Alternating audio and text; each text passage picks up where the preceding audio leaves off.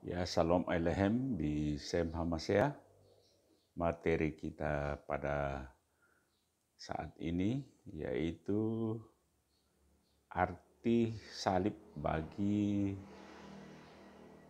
orang Kristen atau orang yang percaya. Tentunya salib ini, sebelum saya masuk dalam materi, itu menggambarkan antara hubungan antara manusia dan Tuhan dan hubungan antara sesama manusia, atau dalam bahasa Arab hablu minallah dan hablu minanas. Ya, jadi ada hubungan antara manusia dengan Allah dan hubungan antara manusia dengan manusia. Ya, di mana Yesus sendiri katakan bahwa bagaimana mungkin kau bisa percaya yang tidak kelihatan, sedangkan saudaramu sendiri, ya, yang ada di sekitar di mana kau berada, kau tidak memperhatikan. Yaitu makna dari salib itu sendiri. Manusia setelah kejatuhan di dalam dosa memiliki masalah yang sangat serius. Dan boleh dikatakan bahwa itu berat, di mana resiko dari dosa yang telah dilakukan itu betul-betul terpisah dari Allah. Manusia tidak bisa lagi mencapai standar kesucian Tuhan, dan manusia tidak dapat menyelamatkan dirinya sendiri sekuat apapun ia berusaha. Dan itu kita bisa lihat bahwa ribuan tahun lalu, ya, sebelum Yesus itu datang ke dalam dunia, itu lewat para nabi, waktu Nabi menyampaikan firman Tuhan itu, ya, umat manusia ya kadang-kadang ya masih mendengarkan, tapi sesudah itu ya berbalik lagi untuk menyembah berhala-berhala. Bahkan ya secara singkat kita lihat bahwa pada waktu Musa mengantar orang Israel dari tanah Mesir ke tanah Kanaan, itu beberapa kali bersungut-sungut kepada Musa. Dan ya tentunya ya soal makanan, soal air, dan bahkan mereka setelah Musa naik ke gunung Sinai, Horeb, bahkan ya mereka membuat ya lembu dari emas dan mereka menyembahnya. Jadi ya mereka memang pada saat sebelum Yesus datang, sehingga ya Tuhan melihat bahwa umatnya ini akan semakin hancur kalau dibiarkan, sehingga ya firman Tuhan itu nusul untuk berinkarnasi menjadi manusia lewat perawan Bunda Maria dan menjadi ya, yang dilahirkan yang dinamai Yesus.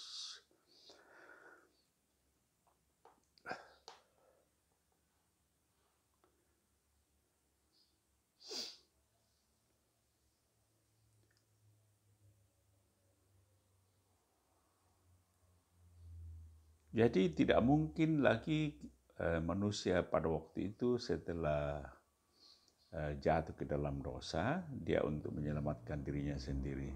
Dan ya dikatakan bahwa sekuat apapun.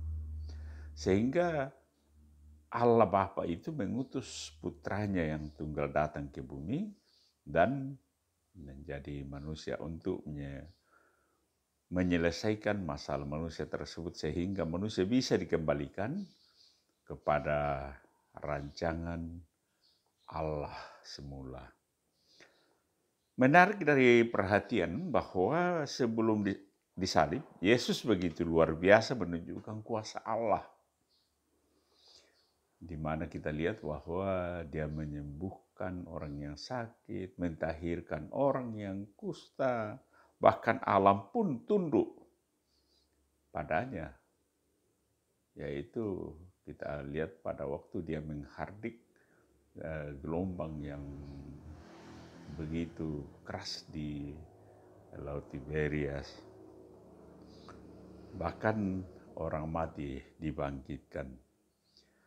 Dengan memperhatikan keperkasaan yang Yesus lakukan, ya sulit bagi kita untuk menerima mengapa ia bisa disalibkan. Ya bahkan saudara kita dari sebelah katakan ya bahwa ya Yesus sendiri sebetulnya ya dia bisa menghilang pada waktu mau ditangkap oleh tentara Romawi. Tetapi kan bukan tujuannya datang ke dalam dunia, tetapi semata-mata untuk menyerahkan dirinya untuk disalib. Dan kematian di kayu salib itu untuk menebus dosa manusia. Tetapi demikianlah faktanya bahwa akhirnya Yesus menyerahkan dirinya, ditangkap, dan akhirnya dia mati, disalibkan untuk keselamatan manusia.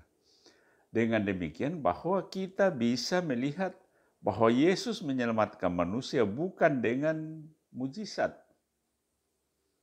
ya, tetapi dengan penderitaan dan kematiannya, di mana kematian Yesus di atas kayu salib adalah kemenangan. Yesus sempurna melakukan misi yang diembannya, mati di atas kayu salib. Yesus menunjukkan kekuatan dalam kelemahan di atas salib. Ya, bagi orang Yahudi merupakan batu sandungan. Bagi non-Yahudi merupakan kebodohan. Tetapi bagi orang percaya, salib adalah kekuatan Allah.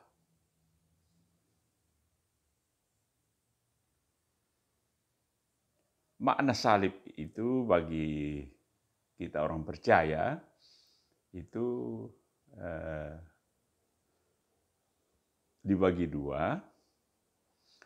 Yang pertama ialah dilihat dari pihak Allah itu sendiri. Allah menggantikan kita dengan memberikan Yesus untuk menanggung hukuman akibat dosa. Jadi Allah sendiri yang memberikan kita.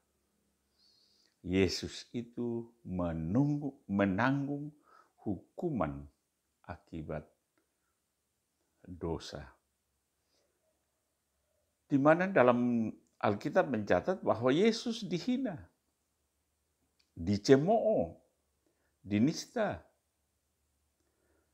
direndahkan, dihujat, dijadikan terkutuk, dibuat jadi dosa kita.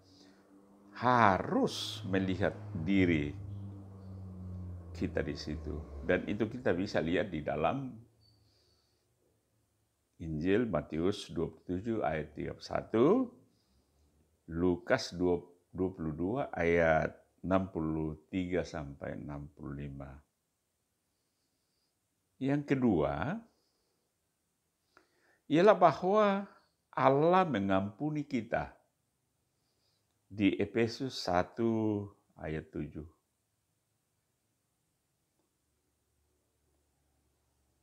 Yang ketiga, bahwa Allah menebus kita.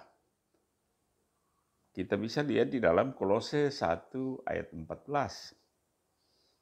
Yang keempat,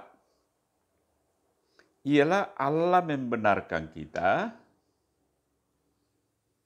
dengan kata lain bahwa Allah adalah Allah yang Maha Kudus. Ia rela jadi dosa agar kita dikuduskan. Allah yang Maha Mulia rela jadi dihina agar kita jadi mulia. Ia rela jadi kutuk agar kita diberkati. Ia Allah yang Maha Tinggi rela jadi rendah agar kita ditinggikan. Nah, itu ada 4 poin, itu yang dari Allah.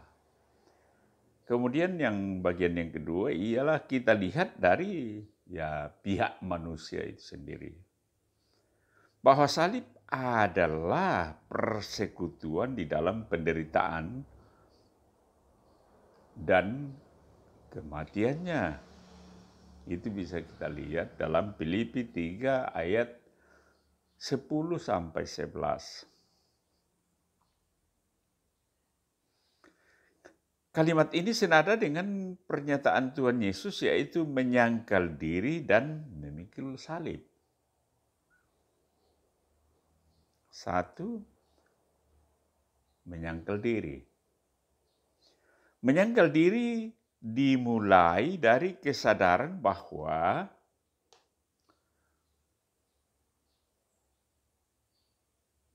hidupku bukannya aku lagi, tetapi Kristus yang hidup di dalam aku. Itu bisa kita lihat di dalam Galatia pasal 2 ayat 20. Dari sinilah kita harus aktif menyangkali gairah naluria kemanusiaan kita. Memadamkan segala ambisi pribadi. Orang lain punya ini, kita ingin, dan lain-lain. Kita semua adalah orang yang telah salah asuh. Mewarisi cara hidup nenek moyang dengan filosofinya yang salah. Mematikan segala yang duniawi. Mematikan segala keinginan daging. Mematikan cara hidup yang sia-sia. Boleh kita baca di dalam Kolose 3 ayat 5 sampai 10, Galatia 5 ayat 19 sampai 21. Yang kedua, memikul salib. Salib bukanlah yang kita cari. Tetapi Tuhan memberikan salib kepada kita untuk dipikul. Salib adalah menanggung penderitaan bukan karena kesalahan sendiri, tetapi menanggung penderitaan karena nama Tuhan. Salib adalah jalan kematian. Tidak ada jalan balik. Jadi ketika Tuhan memanggil kita dan kita mau mengikut Dia, sejak saat itu kita sedang berada di jalan kematian. Saudaraku, dengan memahami salib Kristus, ya kita semakin menghargai pengorbanannya. Dengan hidup benar di hadapan Tuhan, dengan cara menyangkal diri dan memikul salib.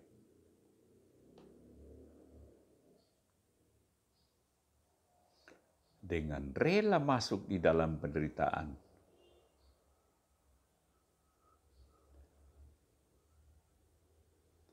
Dan kematian bersama Kristus. Dengan sendirinya kita akan mengalami kebangkitan. Kehidupan yang berkualitas. berkemenangan dan memiliki hidup seperti Allah Bapa kehendaki sejak semula di dalam rancangannya, yaitu seperti Yesus menyangkal diri dan memikul salib. Inilah pelayanan yang sejati kepada Tuhan. Barangkali itu secara singkat saya sampaikan makna daripada salib itu sendiri.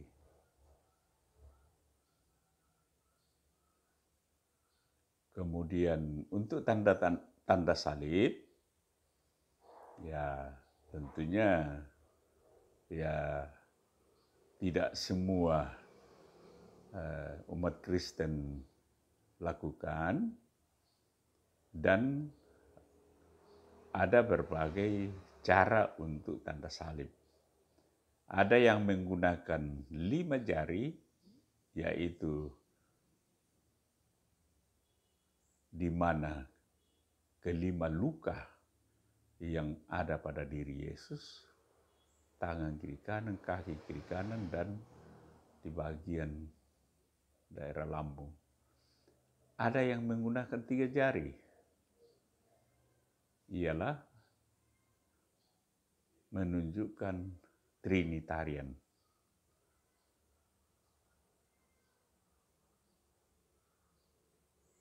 Dan bahkan untuk menggunakan salib kecil, yaitu ditaruh pada dahi, kemudian pada mulut, dan pada dada.